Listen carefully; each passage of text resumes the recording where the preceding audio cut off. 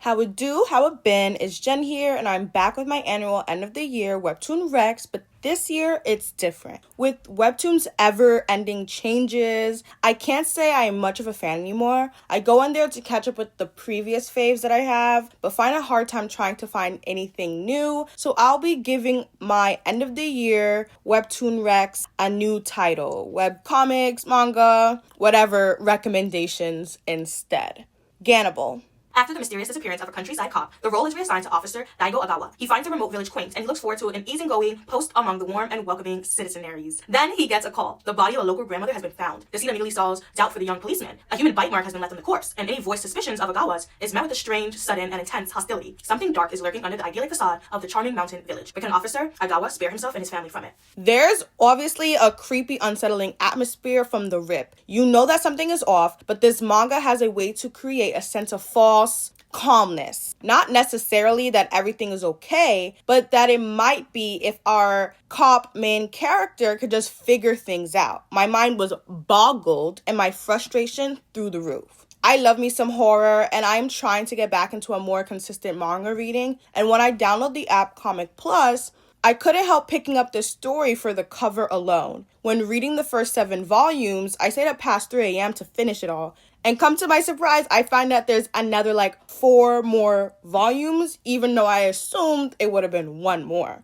It does feel like it goes on longer than it needs to be, only because I wanted the happy ending so badly. If you choose to read Gannibal, you have to find the rest elsewhere if the library that you plugged into the app doesn't have it. There's also a Hulu adaptation, but I didn't care to watch it. Radiant Black.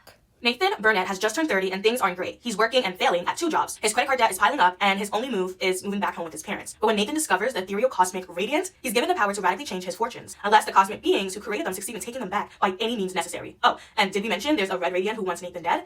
This one's an oldie that I decided to pick up back again after my initial volume 1 read-through years ago. I've said this about past recs that I can see them being animated, and this one is no exception. Though it actually has an animation, and I wish there was more. I hope it can get the Invincible treatment one day and become a fully animated project backed by a streaming service like Prime or HBO. I won't lie though. Reading volume 1 felt a bit slow. Maybe because even 3 years later, I remembered so much. I was trying to get to volume 2, but I wanted the whole information before doing so. But the world of Radiant Black is so interesting, and volume 1 alone leaves you with confusion. This one also for me didn't have all the available volumes, so if you are in the same boat, check elsewhere to continue reading. 21st Century Knights. Not all knights wield armors and swords. Some are capable of summoning ethereal weapons known as animas. And if you're strong enough, you might be able to join the legendary Knight's Order. As part of the Knight's Order, your duty is to protect and serve the people. Teresa, however, has her own goals, and that is to find the white-haired knight. She'll make any sacrifice to do so. But what will she do when her pursuit for a single silver thread unravels the entire fabric that hides a sinister truth about knights and the world that they live in? I love Teresa's look. You can't tell if she's truly friendly or always having her guard up. She is people reading, she's always coming up with a plan in her head, that she just knows stuff about you may not even know about yourself. You definitely got to be in her good side before she tears your ass up. I love her. This is another oldie that's not actually that old but needs to be animated. Webtoon has some underrated gems that need the anime treatment. I might be gassing up these stories, but it is true.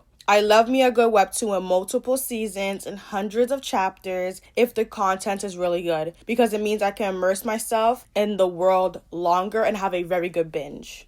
Unfortunately, that is all I have for you for this rendition of my annual webtoon but not webtoon-centered video. I don't know what I'm titling this. I'm hoping that 2026 I read a lot more so I can give you more recs next December and whole videos about whatever comic, manga of the month I am reading. This channel slowed down in 2025 and I hope to change that. I hope you all had a good 2025, a good holiday, a very happy new year, and Jen and Star will see you next year. We hope you will come to watch us too. Stay hopeful. Peace. Mwah.